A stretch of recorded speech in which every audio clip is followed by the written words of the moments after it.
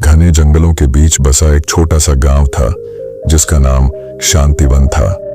यह गांव अपनी प्राकृतिक सुंदरता और शांत वातावरण के लिए प्रसिद्ध था, लेकिन गांव के पास ही स्थित कालगिरी पर्वत का नाम सुनते ही लोग डर जाते थे। कहा जाता था कि जो भी उस पर्वत पर गया वह कभी वापस नहीं आया। गांव में एक साधारण लड़का युवराज रहता था। वह गरीब परिवार से था, लेकिन उसका दिल बड़ा और सपने ऊंचे थे।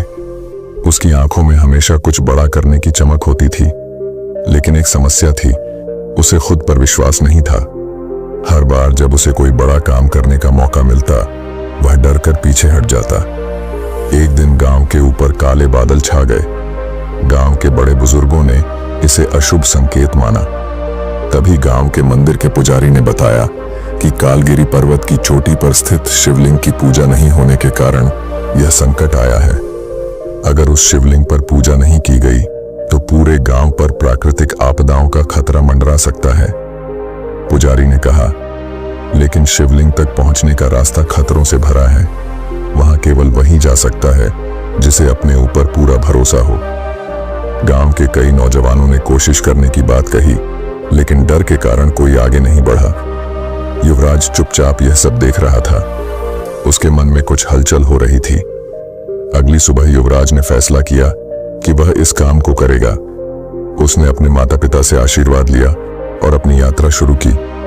उसके पास न तो कोई खास हथियार था, न कोई साथी, बस एक छोटी सी पोटली जिसमें थोड़ा खाना और पानी था। जैसे ही वह पर्वत की ओर बढ़ा, रास्ता मुश्किल होता गया।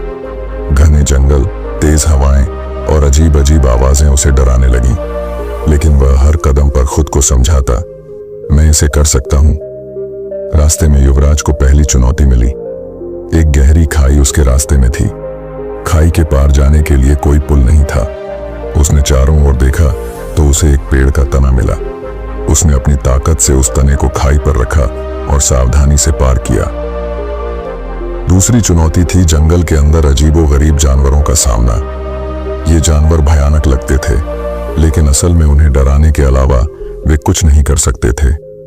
युवराज ने अपनी सांसों को शांत रखा और धीरे धीरे आगे बढ़ता रहा। तीसरी चुनौती सबसे कठिन थी। पहाड़ पर एक गुफा थी जिसमें एक बड़ा सांप बैठा था। वह गुफा ही शिवलिंग तक पहुंचने का अंतिम रास्ता था। युवराज पहले तो कांप गया, लेकिन उसने मन में सोचा, डर के बिना साहस की कोई कीमत नहीं। उसने साहस जुटाया और सांप के सामने खड़ा हो गया। सांप ने उसे देखकर कहा, तुम क्यों आए हो युवक? अगर तुमने मेरे सवालों का सही जवाब दिया तो मैं तुम्हें आगे जाने दूंगा। युवराज ने कहा, ठीक है। सांप ने पहला सवाल किया, सबसे बड़ा डर क्या है? युवराज ने जवाब दिया, सबसे बड़ा डर हमारे मन में है, जो हमें कमजोर बनाता है। सांप ने दूसरा सवाल किया, ताकत कहां से आती है? युवराज ने कहा, ताकत हमारे आत्मविश्वास और मेहनत से आती है। आखिरी सवाल था, क्या तुम इस यात्रा में सफल होगे? युवराज ने दृढ़ता से कहा, हां, क्योंकि मैंने अपनी शक्ति को पहचान लिया है। सांप मुस्कुराया और रास्ता दे दिया। युवराज ने गुफा पार की और शिवलिंग तक पहुंचा। उसने श्रद्धा से पूजा की और गांव की सुरक्षा के लिए प्रार्थना की। जैसे ही उसने पूजा पूरी की, चारों ओर उजाला छा गया। कालगिरी पर्वत का अंधकार खत्म हो गया। युवराज जब वापस गांव लौटा तो सभी ने उसका स्वागत किया। गांव के मुखिया ने कहा, युवराज, तुमने न केवल गांव को संकट से बचाया, बल्कि हमें यह सिखाया कि हमारी असली ताकत हमारे भीतर है।